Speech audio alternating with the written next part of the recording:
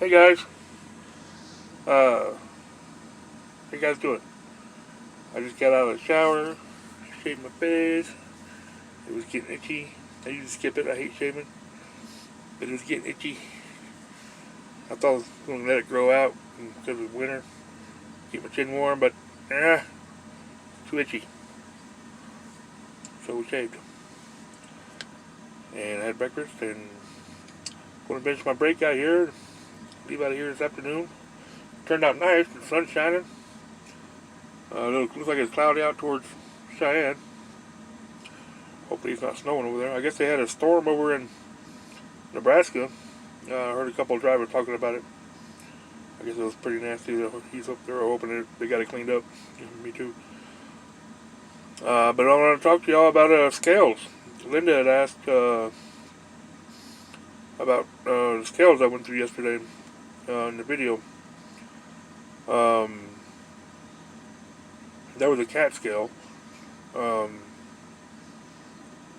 Truck stops have them. Most of them these days have a cat scale. And that's where we go weigh our trucks, make sure all our axles are legal and gross weight's legal before we hit a state DOT weigh station. Because you don't want to go to the weigh station and find out you're overweight. It'd be too late and now you're getting a ticket. Okay. So, so that's what I was doing when I opened the door and reached out because I had no audio on that. You didn't hear. I pushed a button. The girl inside asked me if it was the first way or we way. I told her it was the first way. Then she asked me my truck number. I gave her my truck number. And then I pulled off the scale, parked, and went inside. And she gave me. I got one here somewhere. And she gave me one of these. And you can see on there I was. Maybe you can see on there what my weights were. Oh shit! I just fell out of his truck. So yeah, you can see what my weights were. I was about 1,500 pounds over on my drives, and 80,020 pounds on gross. You're allowed 34,000 on the drives and the trailer, and 12,000 on the steers. As you can see, my drives were 35,500 something. Yeah, 35,500. So yeah, she gives me one of these. It comes with a little picture of a super truck. But $12 for that damn thing. When I first started driving, they were $7. It was $7 for the first one, and free for the second one. Now they're $12 for the first one, and I think $2 for the reweigh, and which is freaking ridiculous. The technology hasn't changed at all, and I can't remember the last time I've seen anybody actually out there calibrating scales, working on them or maintaining them or anything. So I mean, it seems that it gets higher and higher and higher during every year, and it's getting insane. It pisses me off that we have to do that. I mean, I could have gone without that, but if I had hit a state weigh station, DOT station, they sell that 35.5. They wrote me a big old ticket. So it was a good thing I did it. And so spending the $12 saved me probably $100 or more. So we do it, and most of the time it's a waste of money. Most of the time I cross them and I'm fine. So I just spent $12 for nothing, really. But at least I know for sure, right?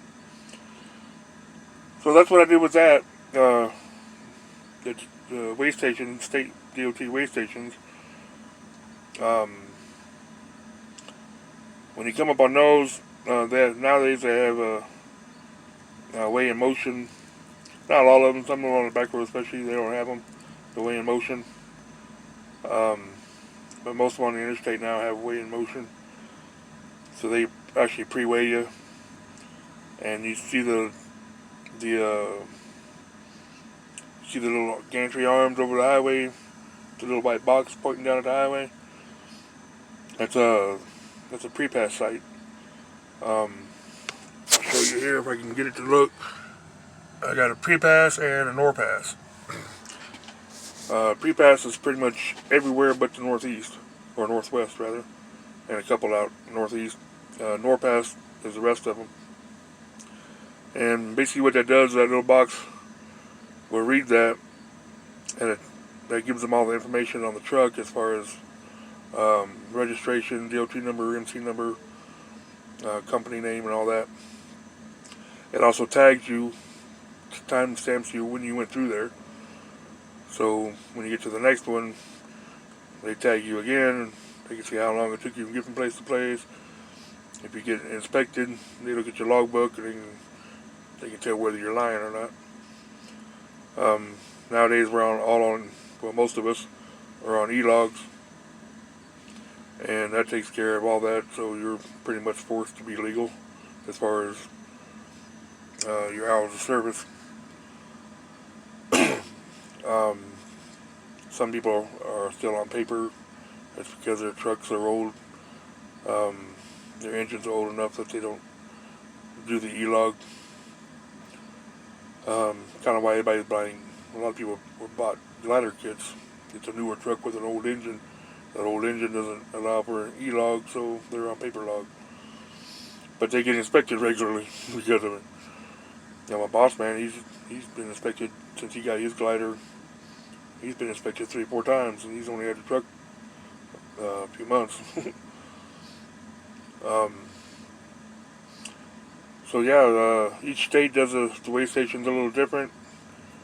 Here in Wyoming, if you don't have pre-pass, or if I get a red light on the green pass, that little box, that little thing will give me there's 2 lights on there, a red light and a green light. If you get a red light, you have to pull into the scale. If you get a green light, just keep trucking. Most of the time I get green lights. But if you get a red light, you pull into the scale, you cross their scale, and if they think you're okay, they'll let you go. If they want to do an inspection, they'll tell you pull around, do an inspection. I haven't been inspected in a while. In fact, the last 3 inspections I've had were not in scales. They pulled me over on the side of the road, which I think is ridiculous because it's not safe. I mean, you're sitting on a shoulder of a highway, and he wants to do an inspection. But usually all they're doing is inspecting my paperwork when they do it on the side of the road.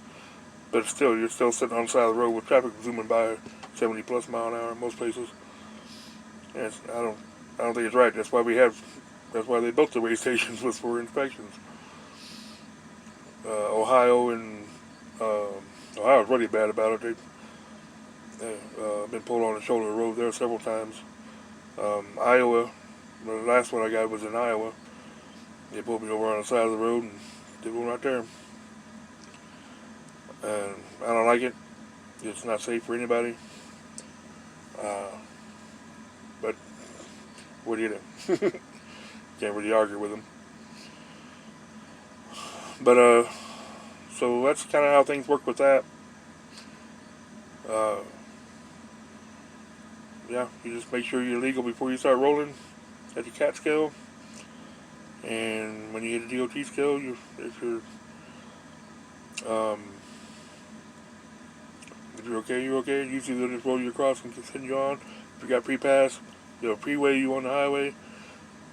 If they don't see, if you're not overweight there, if you don't have any other problems, they'll give you a green light and you keep trucking. If they think you're real close on your weight, they might give you a red light and have you pull in and stop on their scale and make sure you're legal. Hauling produce, most states, not all of them, but most states, will let you get away with a little bit overweight with produce.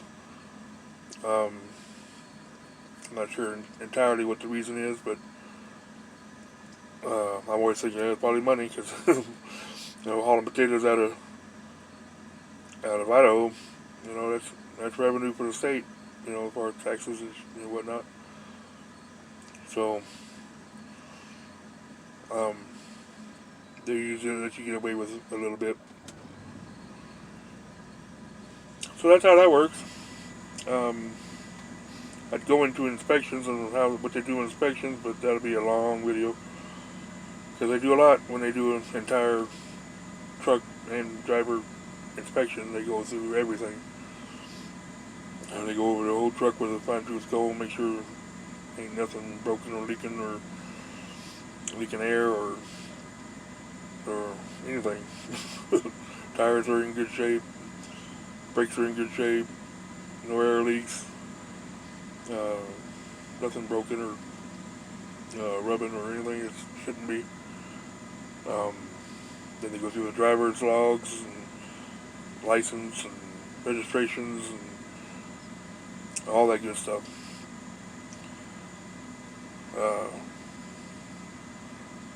So that's part of what we got to do. We got to make sure all that stuff is good before we start rolling. What we call a pre-trip. Before we start driving, we get out. We walk around the truck and we making sure everything's in good shape. At least they're supposed to. There's a lot of drivers that don't. Had evidence of that the other day when I left Cheyenne, headed to Boise, and so many drivers were on the side of the road because they didn't make sure that the brakes weren't frozen. And they were dragging tires and ended up blowing them up, stuck on the side of the road. People do their pre-trips, they know these things, they wouldn't have to have these problems. So anyway, we'll get off here. I will catch you guys later. Have a good one.